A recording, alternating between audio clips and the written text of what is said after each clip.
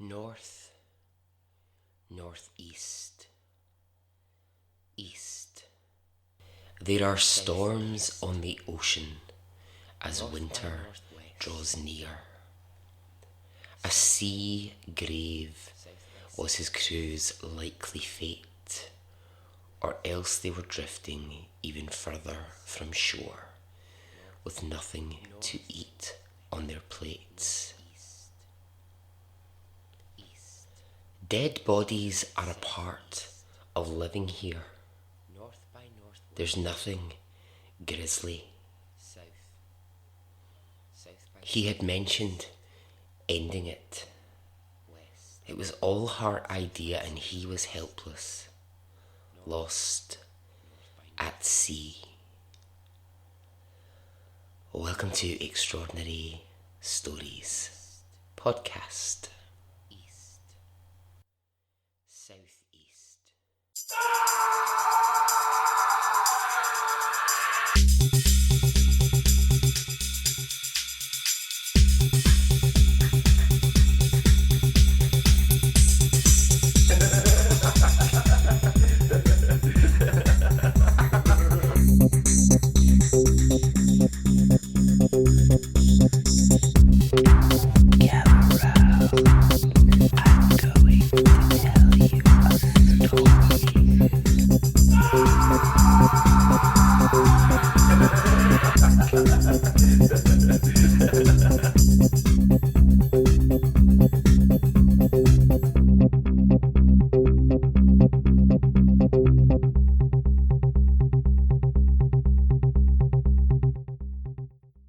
Hey, how are you?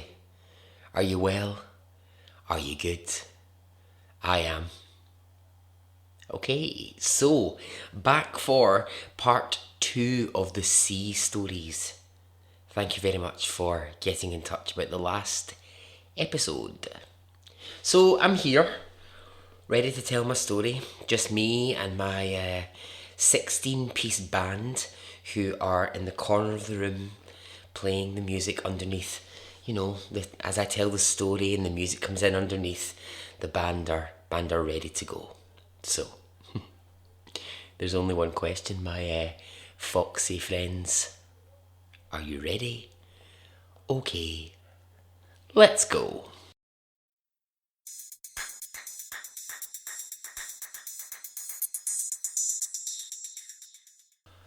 Okay, there are a lot of things that you can see as you walk down a beach.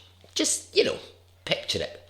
There you are, you're walking down the beach. What might you see? Some sand castles, maybe some beach balls, a seagull, a discarded ice cream, maybe the odd willy if you're on a nudist beach. So, there you are, right?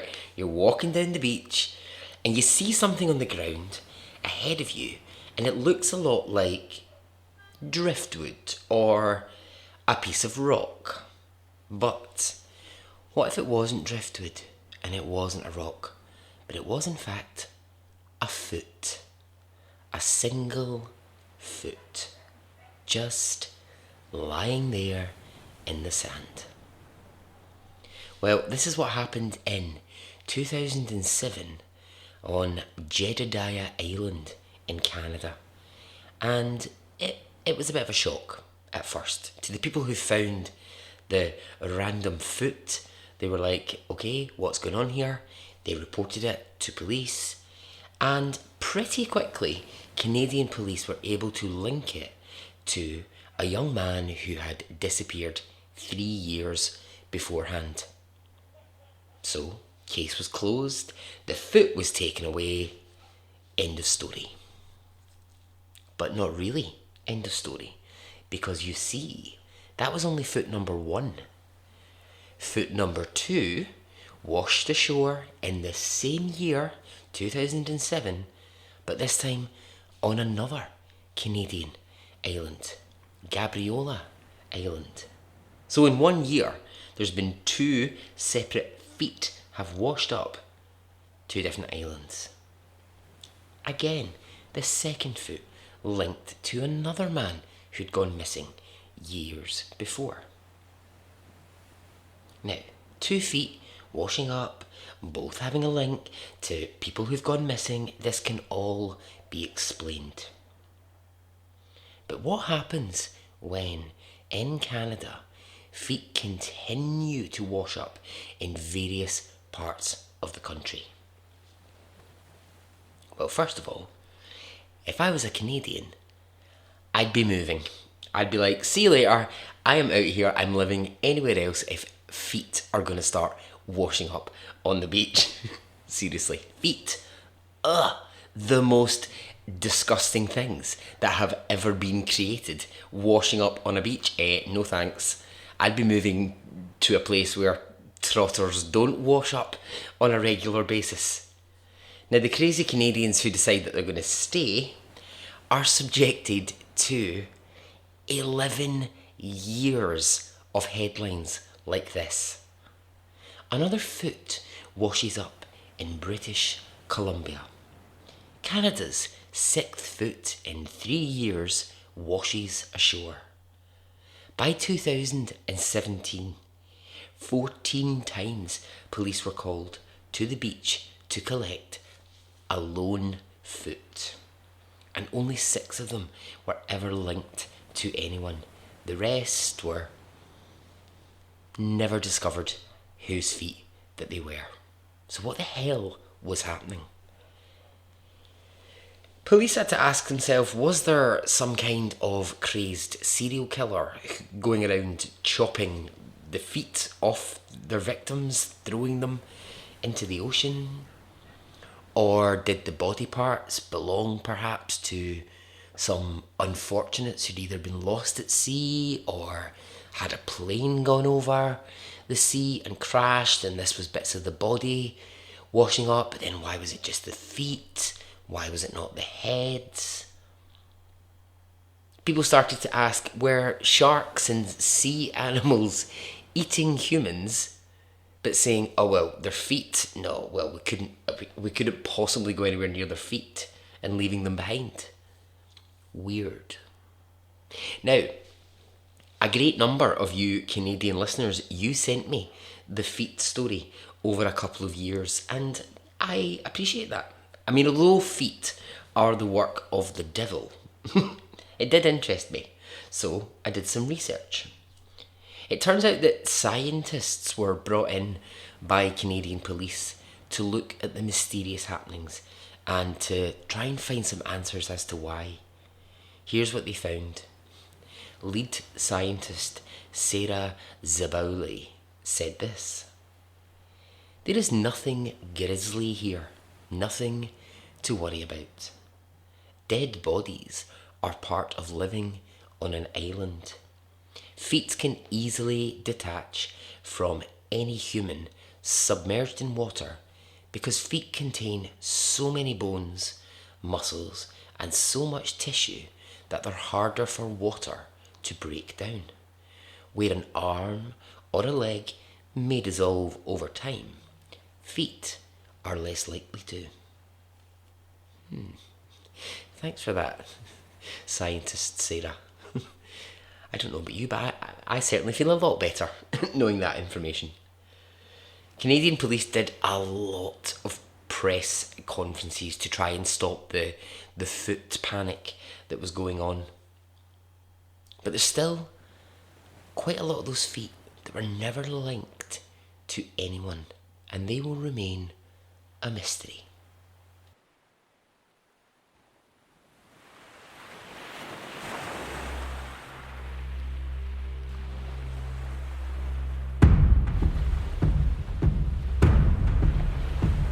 There once was a ship that put to sea, and the name of the ship was the Billy of Tea. The winds blew hard, her bow dipped down, oh blow me bully boys blow.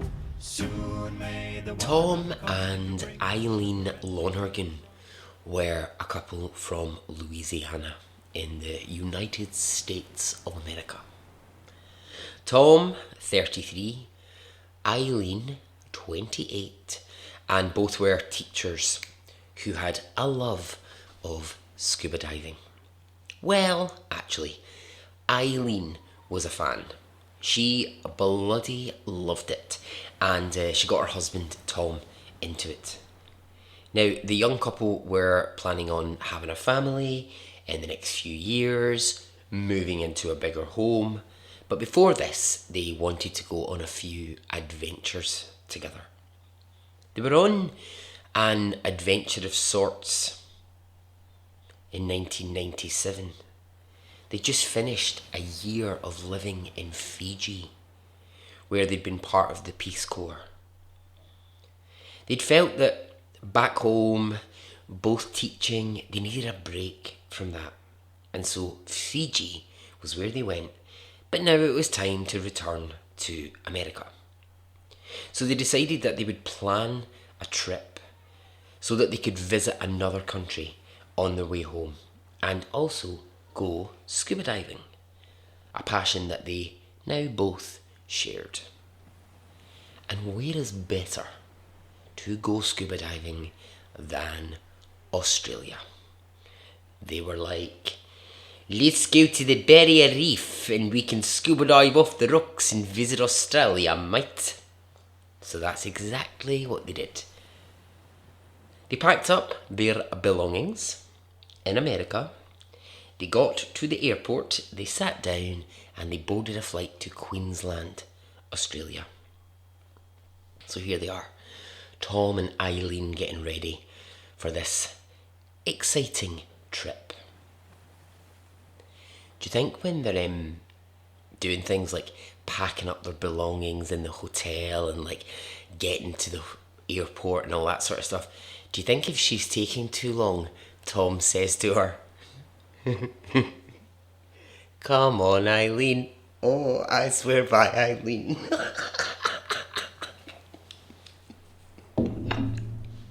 I'd like to imagine that he does. If I knew anyone called Eileen, I would sing that to them all the time. Anyway, arriving, they get to their hotel, they get settled, and they prepare for the following day, which is going to be the scuba diving trip. They get the bus to the boat, they arrive full of excitement, and they meet Jeffrey Nairn, the boat's skipper. Now, Jeffrey is a native of Australia, an experienced skipper, and he's going to be in charge of taking the boatload of scuba divers out to where they can dive. The company he works for is called Outer Edge. Jeffrey had worked for them for years and years and very well respected. So Jeffrey Nairn guides the boat up to the stopping point, the Barrier Reef, and he lets the divers off the boat. The bit they stop at is called St. Crispin's, and it gives these incredible views. It allows divers the freedom to swim 12 metres down into the water, see the wildlife, swim in like crystal blue waters. So off they go. So in their pairs and in their threes, families, couples, friends, they swim, they take pictures, and after 2 hours it's time to get back on the boat. And so they do. Now when they're back on the boat, Jeffrey does a quick head count, thinks this looks about right, and sets off back to where the trip had started. What neither Jeffrey or any other staff member had noticed is that 2 people hadn't got back on the boat. Tom and Eileen Lonergan weren't on the return trip. And this meant only one thing. They had been left behind, and they were currently in the sea, realising they were alone. Jeffrey docked the boat, everyone disembarked and went off home. A good day's work. For a full 2 days, none of the Lonergan's family members heard anything from them. Now they're just assuming the couple are having a bloody marvellous time.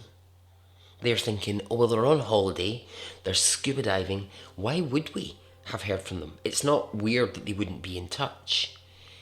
Even by day 3, they're not worrying. But someone else was beginning to worry. A staff member on the Open Edge tours was cleaning up on the boat that the couple had been on when he came across 2 bags. Odd, he thought. Why would they be there? Who would leave their belongings behind? Now he opened it to find passports, some wallets, and some personal effects. And why the hell are these on the boat, he's thinking. Who just leaves their passport behind? Now he starts to get a bad feeling, and he goes to speak to Jeffrey. And it's right now that he sees something else which is even worse. 2 sets of dive weights. So he's thinking, what? I can't hear you. Louder, you need to be louder, I can't hear you. No, I said dive weights. I am so sorry, folks. One of the musicians is asking me what I just said. Can you not interrupt me, please? I'm mid telling the story. Just sit there, just play the music when I point at you. Good God. Honestly, sometimes it is not worth having live musicians in the room when I record this. I'd be better just editing the music in later. Anyway, dive weights are the things which will weigh you down and they'll make you stay under the water. Otherwise, if you don't have dive weights, you're just bobbing about like an apple at an apple bobbing contest. So this is a worrying discovery. So the staff member goes to Jeffrey and he says to him, do you remember the amount of passengers who went out and the amount of passengers who came back? Jeffrey says, sure, I did a head count. But he wasn't really sure that he did. But Jeffrey says, look, people don't just get left behind in the Great Barrier Reef. Of course they don't. Except they do. And they had. And this was on Jeffrey Nairn. The alarm is raised and a huge hunt begins. Boats, aeroplanes, rescue services, expert divers descend upon St. Crispin's trying to find the couple. And they are nowhere to be seen. This is bad. And it's not long before the media are covering it all across Australia. And Tom and Eileen's parents are reached in the States and told what's happening. So the search continues for 3 days.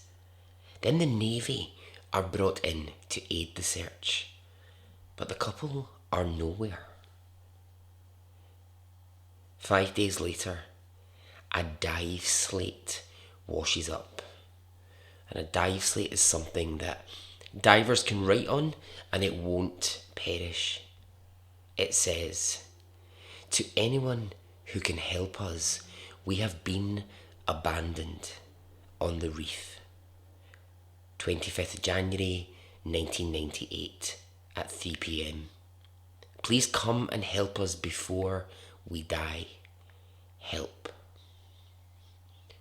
Chilling words for the search team. They know by now that the chances of finding the couple alive is long gone. And on dry land, there is a battle beginning to determine who is to blame. The families of Eileen and Tom, they want Jeffrey Nairn sent to prison for leaving them behind. Now, Jeffrey accepts, okay, he wasn't careful enough, but he refutes that he's guilty of manslaughter. The dive company is hit really hard by the negative press and goes out of business. And this is all within a month. 5 weeks after the disappearance of Tom and Eileen, a wetsuit washes up near where it's believed the couple might have drifted towards. It's a female wetsuit and it's about Eileen's size. And the wetsuit has got tears all over it. Now, this leads many to believe that Eileen took the suit off. Some of the rips and some of the tears on it contained blood, where she might have caught that on a rock, and perhaps she feared that the blood would attract sharks, so maybe she took it off. Does that make sense though? I don't know, I was thinking about that and I was like, does that make sense? Would you take your wetsuit off if you were in the middle of the ocean? I don't know. I can't say that I know the answer to that. I suppose maybe desperate times you maybe do anything. Tom and Eileen Lonergan's bodies have never been found. And Jeffrey Nairn was charged with manslaughter, only to be found not guilty by a coroner's inquest. Now, I found some interesting writing online and I wanted to include this. This is an Australian man who scuba dives a lot, knows this area very well, and scuba dived a lot around the time that this happened with the Lonergans. And he had this to say, and I just thought it was interesting. In this area, when you dive, there is, and there was, in 1998, an area you're supposed to stay within. As someone who lived through this, and other people, not just the Lonergans, but other people being left on the reef, I was always petrified of straying too far from the boat when I started getting into scuba diving. So imagine my surprise at the very first time when I was so vigilant. I got caught up completely in how magnificent and how magical and beautiful the reef is up close. Everywhere you turn, there's something amazing to see. You're constantly wanting to go that little bit further. But the first time I went, I was so petrified of getting too far away from the boat, thinking, what if I accidentally get left behind? A couple of times I didn't realise it, but I had actually gone away from everyone else, quite far away. I'd gone well past the markings that you were supposed to stay in, and nobody noticed. It immediately hit me why this happened. It is so easy to get lost and caught up in everything around you. I have no doubt the Lonergans and many before them and after them go through the same thing. Sure, there are lifeguards perched on the boat with binoculars, but I couldn't always see them and they couldn't always see me. I recognise that it's completely irresponsible of me to swim out of sight of the lifeguards, but I've done it many times because it's easy.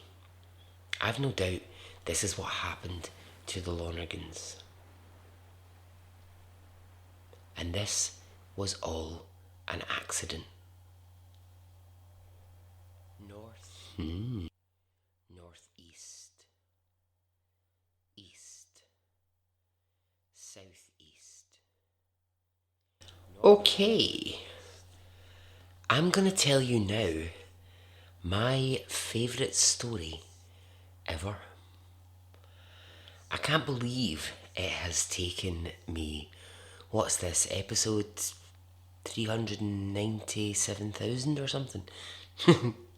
Can't believe it's taken me all this time to tell my favourite story, but here it is.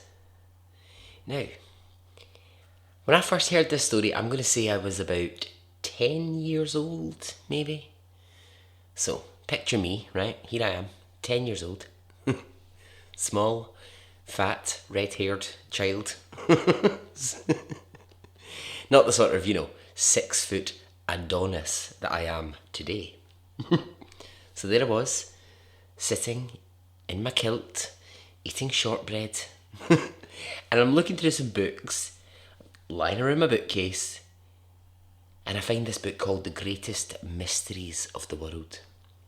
And in this book, there is a story which has always stayed with me. And if I had all the money in the world and all the resources, this is the story that I would get made into some huge Hollywood affair, with me doing the soundtrack, of course. Only the wind sings in the riggings, the hull creaks a lullaby. A sail lifts gently like a message pinned to a vacant sky. The wheel turns over decks, shirts flap on a line. Only the song of the lapping waves beats steady time. The Amazon ship was built in 1871 in Nova Scotia. And let me tell you what she looked like. Well, she looked a bit like your classic ship that you would see in any painting. Wooden bottom, 2 huge, big white sails. A nice looking ship. So on her first voyage in 1871, she was under the care of Captain McHellen, a sailor who was in his early 60s, very experienced on the high seas. With a crew of 10 sailors, he set sail. Now, for 2 days, everything was absolutely fine. The weather was good, the sailors were happy, and the captain was content. Then day 3 arrives. Now, the crew begin to notice that McKellen isn't looking too well. He'd gone a sort of pasty white shade in the face, and he'd developed a cough, a pretty bad one. Now, as Captain McKellen kept trying to give the men orders, he keeps coughing, and the crew become alarmed when he starts to cough up a large amount of blood. Now, they're supposed to be on the high seas giving it yo ho ho and a bottle of rum for like 10 days, but this is day 3, and unfortunately their captain is looking like Nicole Kidman in Moulin Rouge when she starts coughing up blood. Not a good look. On day 4, Captain McKellen starts coughing and it just won't stop. He collapses and he dies. As his sailors try to help him, it's too late. He had pneumonia. So not a great start for the Amazon ship. It gets brought back to Nova Scotia, his dead body gets removed, and a plan gets put in place about what to do next with the ship. Now, there is a lot of superstition upon ships and surrounding the sea. I think that's why I love it. A ship in which the captain died when he at first seemed okay and then was dead on day 3 doesn't exactly fill sailors with confidence. And somehow this led people to believe that the ship was cursed. See, this is why I think I would have been a great sailor. Because I totally believe in all of that. I'd have been like, hell no, I'm not getting back on that ship. That ship is cursed. I really would have. Also, just being a sailor, I would have the time of my life. Yes, queen. Anyway, back to the cursed boat. So, the ship goes up for sale, and people are wary, what if it's true, that it's cursed? So it sits for weeks with no one buying it. Until a big American ship magnate sweeps into Nova Scotia and he buys it. He pays a lot of money. He likes the look of it, and the ship is taken to New York. So the American who's bought it, he needs someone to sail it And he wants this ship to go to Genoa. Genoa? Is that how I don't know how you say that place. Genoa. That country. I'm sorry if there's any listeners in Genoa. I'm just going to say it, Genoa. So, if he wants this ship to sail, he's going to have to look for a good captain. It's quite the journey. So he starts asking round, has anyone got any recommendations? And he hears the name Briggs a lot. A Benjamin Briggs, to be exact. A well-known captain, up and coming. Briggs is a devout Christian who stays away from alcohol and knows how to command a ship. Just the fellow, thinks the American. I'll employ him immediately. So he does, and he renames the ship. He calls it the Mary Celeste. So who was Benjamin Briggs? Well, Benjamin Briggs was born into a family of sailors. 5 brothers who were all captains of ships, as had his father been. And Benjamin Briggs was 38 years old. He was married to Sarah, and they had 2 very young children. They had a boy aged 3 and a new baby. So when Benjamin's offered this job, he discusses it with his wife Sarah, and she says, it is really good money, this is great, but I don't really want to be left alone with the baby and a 3-year-old. So her husband says, come with us on the voyage. And so it's agreed they'll travel as a family with a small crew. So the ship is moving alcohol from New York to Genoa. It doesn't need a big crew, it's just got 3 men in total. So there's Briggs, his wife, 2 kids, 7 people on the ship. The night before it sets sail, Benjamin Briggs goes to dinner with a friend, a Captain Moorhouse. Now both men are about the same age, they both do the same job, and as it turns out, they're both setting sail tomorrow, but on different ships. Briggs on the Mary Celeste, and Moorhouse on the Del Grazia, named after Grazia magazine. The Mary Celeste sets sail and all is well. The crew are happy. They're not buying into this superstition that because, the previous captain died on it, that means anything. Sarah settles the kids to their beds and Benjamin Briggs feels all is well with the world. 2 days after setting sail on the Del Grazia, Captain Moorhouse sees something very odd in the ocean. He sees what appears to be a ship travelling with no direction and sails flapping in the wind. Now, alarmed, he thinks, this ship looks like it's not being handled very well, and he fears that maybe something has happened to the captain that's stopping him from managing the ship. So he pulls his boat closer and he sees the name of the ship, the Mary Celeste. And he thinks to himself, that's the ship that my friend Benjamin Briggs set sail on just a few days ago.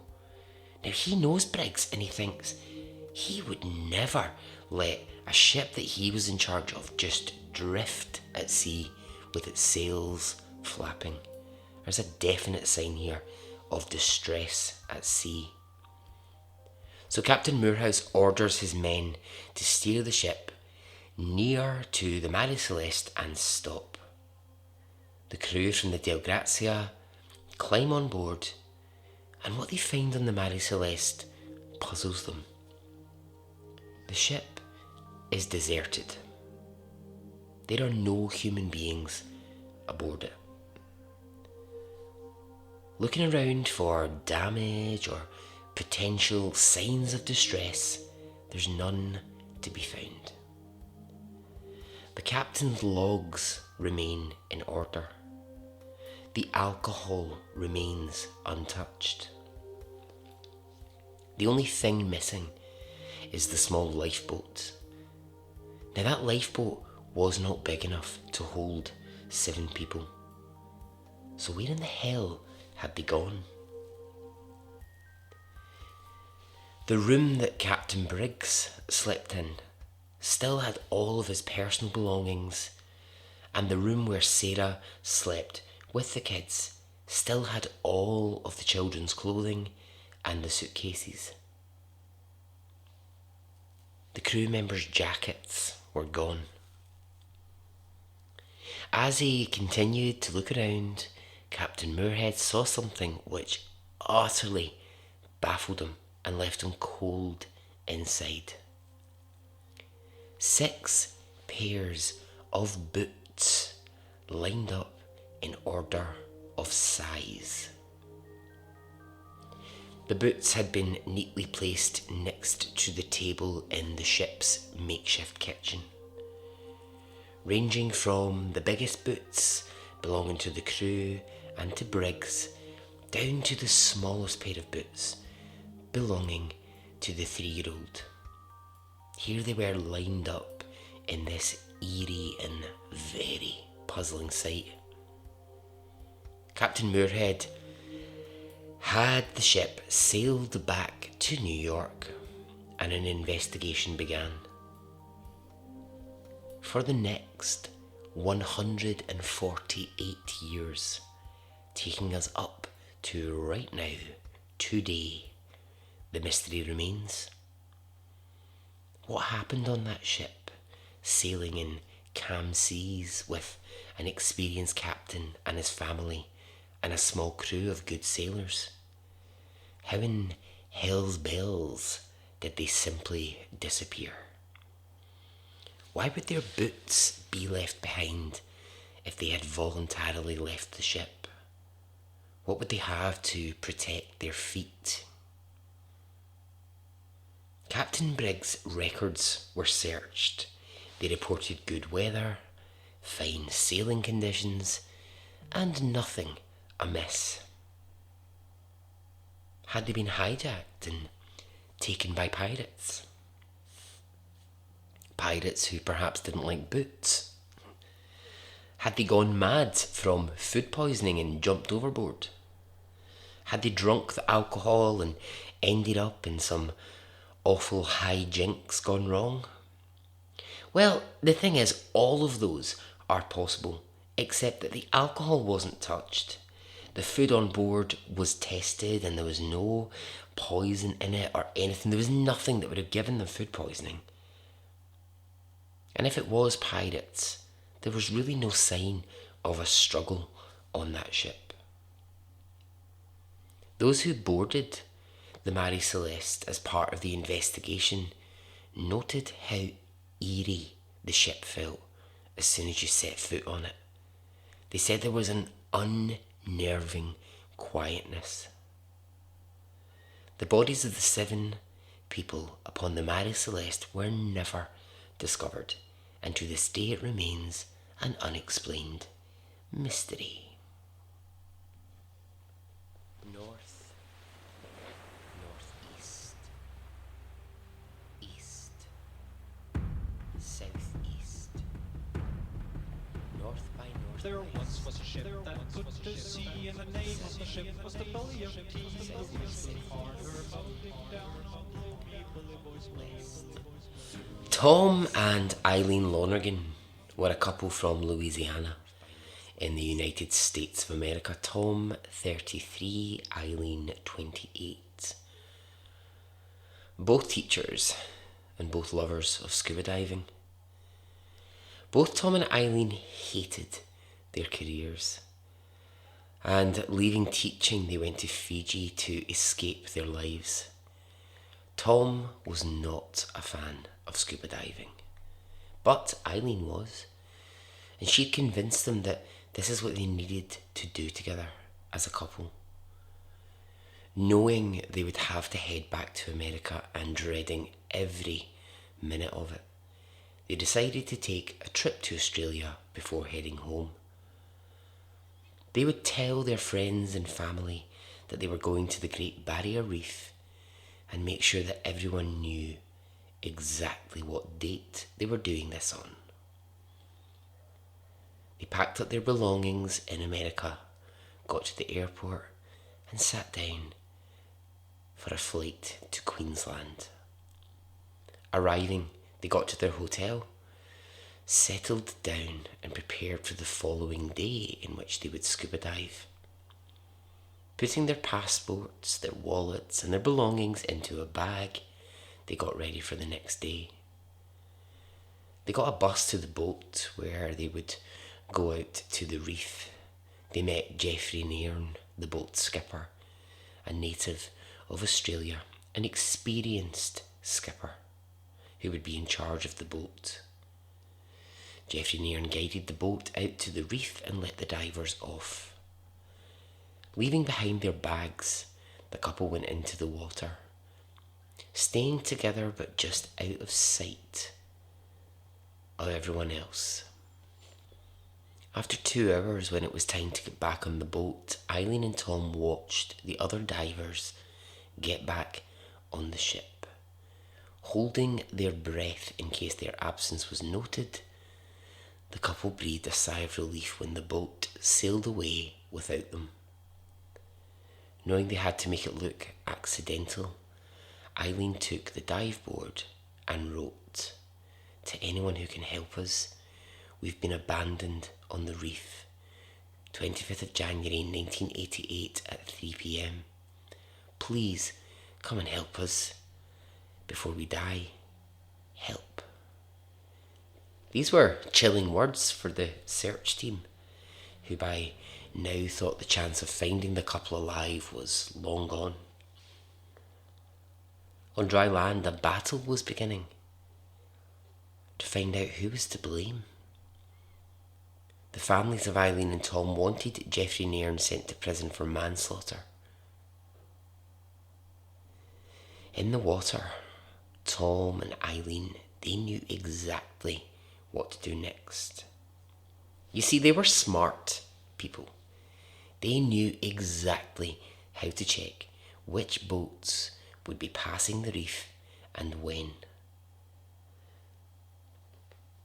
Swimming towards the reef, they knew that they could hold on tight and wait for the passing tourist boat, which would be by very shortly.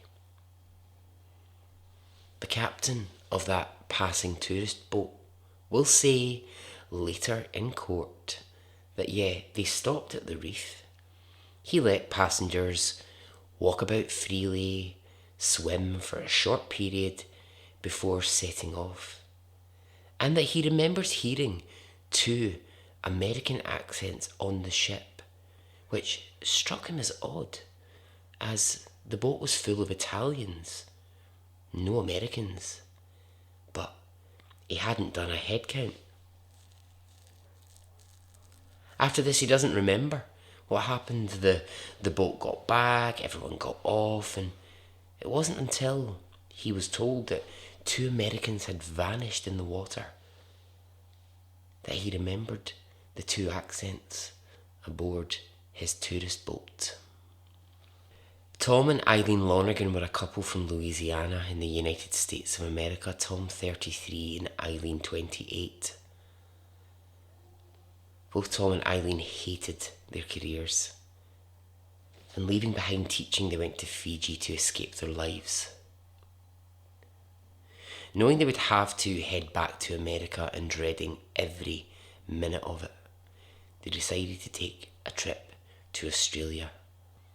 Eileen and Tom were both diary keepers, and days before they set off, Tom wrote in his diary he would now happily accept a quick and peaceful death. Eileen wrote she felt Tom had an obsession with suicide and that she could see why he was attracted to it. The couple were only married a couple of years, but the marriage wasn't a happy one. Tom especially wanted to look at divorce, but Eileen was persistent they could make it work. This was part of their plan. Knowing exactly what they wanted to do, they took a boat out to the reef. They went scuba diving. They hid from sight and they breathed a sigh of relief when the boat left without them.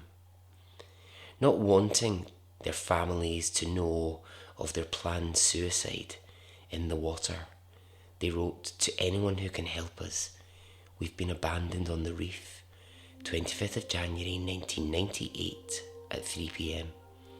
Please come and rescue us before we die. Help." After this, Eileen removed her wetsuit to make it look like she'd been attacked by a shark, or that she had got caught on some rocks, and the two of them waited.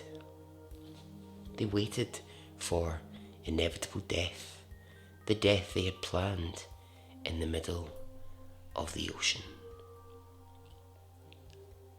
And so ends the episode.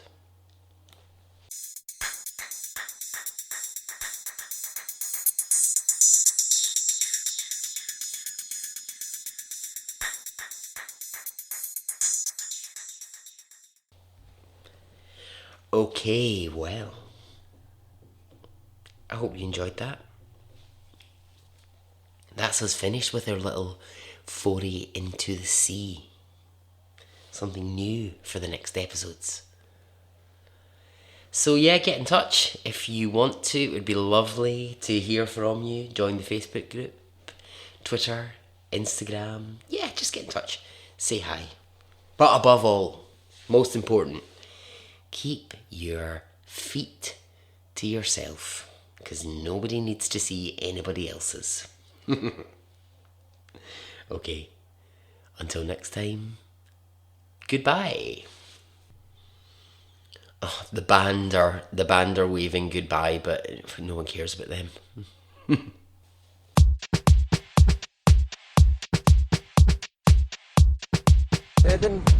It didn't affect me really one way or the other.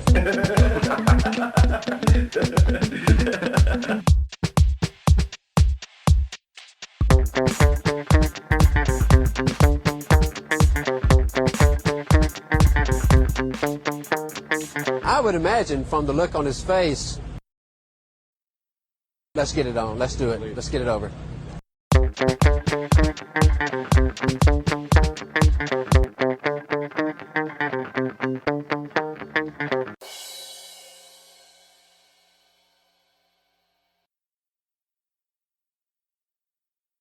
Let's get it on, let's do it, let's get it over.